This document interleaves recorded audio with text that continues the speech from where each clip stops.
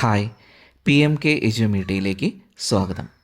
നമ്മൾ ഈ വീഡിയോയ്ക്കകത്ത് ഡിസ്കസ് ചെയ്യാൻ പോകുന്ന കാര്യം ക്വാളിറ്റീസ് ഓഫ് ഗുഡ് റിസർച്ചാണ്.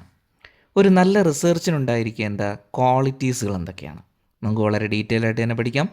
അതിനു മുൻപ് ഈ ചാനൽ നിങ്ങൾ ആദ്യമായാണ് കാണുന്നതെങ്കിൽ ആ സബ്സ്ക്രൈബ് ബട്ടൺ ഒന്ന് പ്രസ് ചെയ്തിട്ട് നമ്മളെ സപ്പോർട്ട് ചെയ്യണേ. അപ്പോൾ നമുക്ക് ടോപ്പിക്കിലേക്ക് വരാം. ഒന്നാമത്തെ ക്വാളിറ്റി എന്ന് പറയുന്നത് ക്ലാരിറ്റി ഓഫ് പർപ്പസ് ആണ്.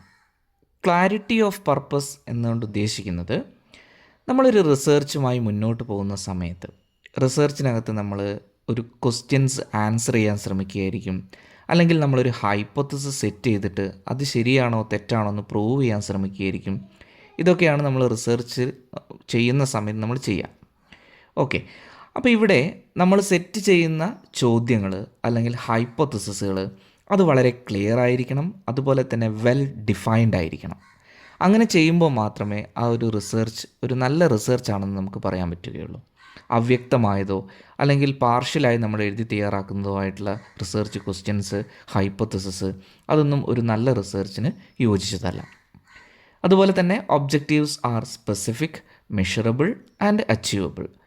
നമ്മൾ സെറ്റ് ചെയ്യുന്ന ഒബ്ജക്റ്റീവ്സ് അത് സ്പെസിഫിക് ആയിരിക്കണം, അതുപോലെ തന്നെ മെഷറബിൾ ആയിരിക്കണം, നമുക്കത് അളക്കാൻ സാധിക്കാൻ പറ്റണം. അതുപോലെ തന്നെ അച്ചീവബിൾ, നമ്മളെക്കൊണ്ട് നേടിയെടുക്കാൻ പറ്റുന്നതായിരിക്കണം.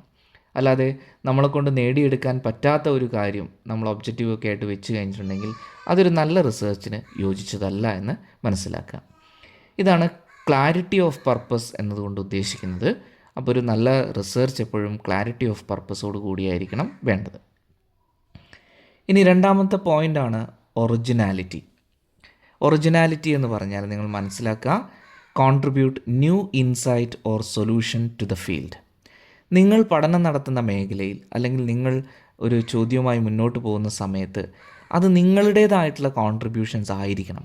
അല്ലാതെ മറ്റേതെങ്കിലും ഓതർ കണ്ടുപിടിച്ച ഒരു കാര്യം നമ്മുടേതായ രീതിയിൽ നമ്മൾ അവതരിപ്പിക്കുകയോ അല്ലെങ്കിൽ മറ്റ് ആരെങ്കിലും കോൺട്രിബ്യൂട്ട് ചെയ്തിരിക്കുന്ന കാര്യത്തിനെ നമ്മളൊന്നുകൂടിയും പോളിഷ് ചെയ്തെടുക്കുകയോ ഒന്നും ചെയ്യുന്നതാവരുത്. എപ്പോഴും നമ്മൾ കണ്ടെത്തുന്ന കാര്യങ്ങളായിരിക്കണം നമ്മളുടെ റിസർച്ചിനകത്ത് വേണ്ടത്. അതാണ് ഒറിജിനാലിറ്റി എന്നതുകൊണ്ട് ഉദ്ദേശിക്കുന്നത്. ഇന്ന് പലരും പ്രൊജക്റ്റ് ചെയ്യാനോ അല്ലെങ്കിൽ റിസർച്ച് ചെയ്യാനോ ഒക്കെ നീങ്ങുന്ന സമയത്ത് ഇഷ്ടംപോലെ പ്രോജക്റ്റുകൾ അവൈലബിൾ ആണ്. പലരും അതിൻ്റെ ഒരു കോപ്പി അവരുടേതായിട്ടുള്ള രീതിയിൽ ഉണ്ടാക്കിയെടുക്കുകയാണ് ചെയ്യുന്നത്. അപ്പോൾ അത്തരത്തിലുള്ളത് ഒരു നല്ല റിസർച്ചിന് യോജിച്ചതല്ല. ഒരു നല്ല റിസർച്ച് എപ്പോഴും ഒറിജിനാലിറ്റി കീപ്പ് ചെയ്യണം and avoid duplication and build upon existing knowledge. ഇനി മൂന്നാമത്തെ പോയിൻ്റാണ് റെലവൻസ്. റെലവൻസ് എന്ന് പറഞ്ഞാൽ നിങ്ങൾക്ക് അറിയാമല്ലോ, addresses significance problem or gaps in knowledge. അതായത് നമ്മൾ സെലക്ട് ചെയ്യുന്ന ടോപ്പിക് അല്ലെങ്കിൽ നമ്മൾ പഠിക്കാൻ ഉദ്ദേശിക്കുന്ന ആ ഒരു ക്വസ്റ്റ്യൻസ് അതിന് സമൂഹത്തിലൊരു പ്രസക്തി ഉണ്ടായിരിക്കണം, അല്ലെങ്കിൽ അതുകൊണ്ട് ആളുകൾക്ക് എന്തെങ്കിലും ഒരു ഗുണം കിട്ടുന്നതായിരിക്കണം. അല്ലാതെ ആർക്കും വേണ്ടാത്ത, ആർക്കും ഉപയോഗിക്കാത്ത ഒരു മേഖലയിൽ നമ്മളൊരു പഠനം നടത്തി കഴിഞ്ഞിട്ടുണ്ടെങ്കിൽ അതൊരു നല്ല റിസർച്ചാണെന്ന് നമുക്ക് പറയാൻ പറ്റില്ല. ഒരു നല്ല റിസർച്ച് എപ്പോഴും ആ റിസർച്ച് വായിക്കുന്ന ആൾക്ക് അല്ലെങ്കിൽ ആ റിസർച്ചിൻ്റെ ഫൈൻഡിങ്സിലൂടെ കടന്നു പോകുന്ന ആൾക്ക് അതുകൊണ്ട് എന്തെങ്കിലും ഗുണം കിട്ടണം. അയാൾക്ക് എന്നുള്ളതല്ല, അതൊരു പക്ഷേ സൊസൈറ്റിക്കാവാം, നേഷനാവാം. അങ്ങനെ ഗുണം കിട്ടുന്ന ഒരു റെലവൻ്റ് ആയിട്ടുള്ള ടോപ്പിക്കിലായിരിക്കണം നമ്മൾ റിസർച്ച് ചെയ്യേണ്ടത്. Findings R useful and applicable. നമ്മുടെ ഫൈൻഡിങ്സ് യൂസ്ഫുൾ ആയിരിക്കണം, അതുപോലെ തന്നെ അത് അപ്ലിക്കബിളും ആയിരിക്കണം, നമുക്കത് പ്രാക്ടിക്കലായിട്ട് ചെയ്യാൻ പറ്റുന്നതായിരിക്കണം. ഇനി അടുത്ത പോയിൻ്റാണ് എത്തിക്കൽ കൺസിഡറേഷൻസ്. വളരെ പ്രധാനപ്പെട്ട ഒരു പോയിൻ്റാണത്, എത്തിക്കൽ കൺസിഡറേഷൻസ്. നമ്മളൊരു റിസർച്ചുമായി മുന്നോട്ട് പോകുന്ന സമയത്ത് റിസർച്ചിനകത്തുള്ള എത്തിക്സ് നമ്മൾ മുറുകെ പിടിക്കണം. Adherence to the ethical guidelines, ensure informed consent, confidentiality and avoids harm. അതായത് പല രീതിയിലാണ് എത്തിക്സ് നമുക്ക് റിസർച്ചിനകത്ത് കാണാൻ സാധിക്കുക.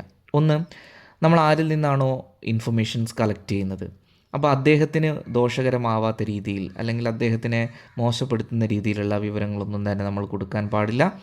പിന്നെ സമൂഹത്തിനോ അല്ലെങ്കിൽ ഒരു രാജ്യത്തിനോ ഒക്കെ ദോഷകരമായി ബാധിക്കുന്ന രീതിയിലുള്ള കാര്യങ്ങൾ നമ്മൾ റിസർച്ചിനകത്തേക്ക് ഉപയോഗപ്പെടുത്താൻ പാടില്ല. പിന്നെ നമ്മൾ മൊത്തത്തിലൊരു നീതി പുലർത്തുന്ന രീതിയിലായിരിക്കണം നമ്മൾ എന്ത് ചെയ്യേണ്ടത്, റിസർച്ച് ചെയ്തെടുക്കേണ്ടത്. ഇതിനെയാണ് എത്തിക്കൽ കൺസിഡറേഷൻസ് എന്നുകൊണ്ട് ഉദ്ദേശിക്കുന്നത്.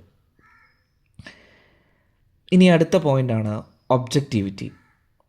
ഒബ്ജക്റ്റിവിറ്റി എന്നുകൊണ്ട് ഉദ്ദേശിക്കുന്നത് free from bias and personal opinion.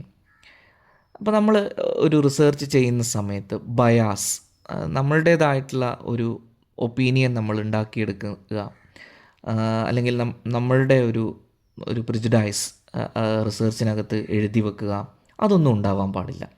അത് തീർത്തും ഫ്രീ ആയിരിക്കണം. എന്താണോ നമ്മൾ ക്വസ്റ്റ്യനെയറിൽ കൊടുത്തിരിക്കുന്നത്, അവിടെ നിന്ന് നമുക്ക് കിട്ടിയിരിക്കുന്ന വിവരങ്ങൾ എന്താണോ അത് വെച്ചായിരിക്കണം നമ്മൾ റിസർച്ച് ചെയ്യേണ്ടത്. Result based on evidence, not preconceptions. അതുപോലെ തന്നെ റിസൾട്ട് എപ്പോഴും നമ്മളെ എവിഡൻസിൽ നിന്നും, നമ്മൾ എവിടെ നിന്നാണോ ഡേറ്റ കളക്ട് ചെയ്തിരിക്കുന്നത് ആ കളക്ട് ചെയ്തിരിക്കുന്ന സോഴ്സിൽ നിന്നും കറക്റ്റായിട്ട് കിട്ടിയ വിവരങ്ങളായിരിക്കണം.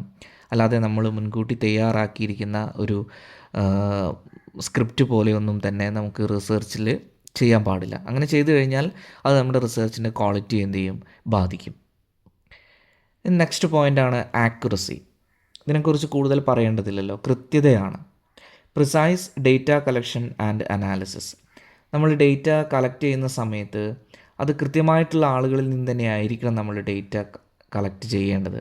പെട്ടെന്ന് റിസർച്ച് തീർക്കുന്നതിന് വേണ്ടിയിട്ട് നമ്മൾ ആരിൽ നിന്നെങ്കിലുമൊക്കെ ഡേറ്റ കളക്ട് ചെയ്ത് ഒരു കൺക്ലൂഷൻ ഉണ്ടാക്കിയെടുക്കുകയല്ല വേണ്ടത്. ശരിയായ ഓഡിയൻസിൽ നിന്ന് നമ്മൾ ഡേറ്റാസ് കളക്ട് ചെയ്തിരിക്കണം. കാര്യമാണ് അനാലിസിസ് ടൂളുകൾ എടുക്കുമ്പോൾ. പലതരത്തിലുള്ള അനാലിസിസ് ടൂളുകളുണ്ട്. അനാലിസിസ് ടൂളുകൾ നമ്മുടെ റിസർച്ചിന് യോജിച്ചത് തന്നെയാണോ എന്ന് നമ്മൾ മനസ്സിലാക്കിയിട്ട് വേണം എടുക്കാൻ. അതുപോലെ തന്നെ റിസൾട്ട്സ് പ്രസൻറ്റഡ് വിത്ത് അപ്രോപ്രിയേറ്റ് ഇൻറ്റർപ്രിട്ടേഷൻസ്. പിന്നെ നമ്മൾ ഉണ്ടാക്കിയിരിക്കുന്ന റിസൾട്ടിന് അപ്രോപ്രിയേറ്റ് ആയിട്ടുള്ള ഇൻറ്റർപ്രിട്ടേഷൻസ് നമുക്ക് നൽകാൻ സാധിക്കണം. ഇതൊക്കെ ഒരു നല്ല റിസർച്ചിൻ്റെ ക്വാളിറ്റീസാണ്. Then the next one is കമ്മ്യൂണിക്കേഷനാണ്. കമ്മ്യൂണിക്കേഷൻ എന്നുകൊണ്ട് ഉദ്ദേശിക്കുന്നത് findings presented clearly and logically. അതായത് നമ്മൾ കണ്ടെത്തിയിരിക്കുന്ന ഫൈൻഡിങ്സുകളെ വളരെ കൃത്യമായ രീതിയിലായിരിക്കണം നമ്മൾ പ്രസൻറ്റ് ചെയ്തിരിക്കുന്നത്. അതുപോലെ തന്നെ അതിനൊരു ലോജിക്ക് ഉണ്ടായിരിക്കണം. നമ്മൾ ഓരോന്നും കൊടുക്കുന്ന സമയത്ത് ഒന്ന് മറ്റൊന്നിനോട് കണക്ട് ചെയ്യുന്ന രീതിയിലായിരിക്കണം നമ്മൾ റിസർച്ച് പ്രസൻറ്റ് ചെയ്യേണ്ടത്. അല്ലാതെ യാതൊരു തരത്തിലുള്ള ലോജിക്കൽ കണക്ഷനും ഇല്ലാതെ നമ്മൾ റിസർച്ച് പ്രിപ്പയർ ചെയ്യാൻ പാടില്ല. അങ്ങനെ ചെയ്ത് കഴിഞ്ഞിട്ടുണ്ടെങ്കിൽ അത് നമ്മളുടെ ക്വാളിറ്റിയെ ബാധിക്കും. Then use appropriate formats for report or presentations. ഇനി നമുക്ക് ഓരോ റിസർച്ചിനും അതിൻ്റേതായിട്ടുള്ള ഫോർമാറ്റുകൾ ഉണ്ടാവും. ആ ഫോർമാറ്റിൽ തന്നെ ആയിരിക്കണം നമ്മൾ റിസർച്ച് റിപ്പോർട്ട്സ് പ്രിപ്പയർ ചെയ്യേണ്ടത്, അല്ലെങ്കിൽ നമ്മുടെ പ്രസൻറ്റേഷൻസ് പ്രിപ്പയർ ചെയ്യേണ്ടത്. അപ്പോൾ ഇതൊക്കെ നമ്മുടെ നല്ലൊരു റിസർച്ചിൻ്റെ ക്വാളിറ്റിയെ കാണിക്കുന്നതാണ്. ആൻഡ് ദ ലാസ്റ്റ് പോയിൻറ്റ് സസ്റ്റൈനബിലിറ്റിയാണ്. സസ്റ്റൈനബിലിറ്റി എന്നുകൊണ്ട് ഉദ്ദേശിക്കുന്നത് എഫിഷ്യൻറ്റ് യൂസ് ഓഫ് റിസോഴ്സസ്. നമുക്ക് ലഭ്യമായിരിക്കുന്ന റിസോഴ്സസുകളൊക്കെ തന്നെ നമുക്ക് എഫിഷ്യൻ്റായിട്ട് യൂസ് ചെയ്യാൻ പറ്റണം എന്നുള്ളതാണ്. അങ്ങനെ ഉപയോഗിക്കാൻ പറ്റിക്കഴിഞ്ഞിട്ടുണ്ടെങ്കിൽ അത് നമ്മുടെ റിസർച്ചിൻ്റെ ക്വാളിറ്റീനെ കാണിക്കും.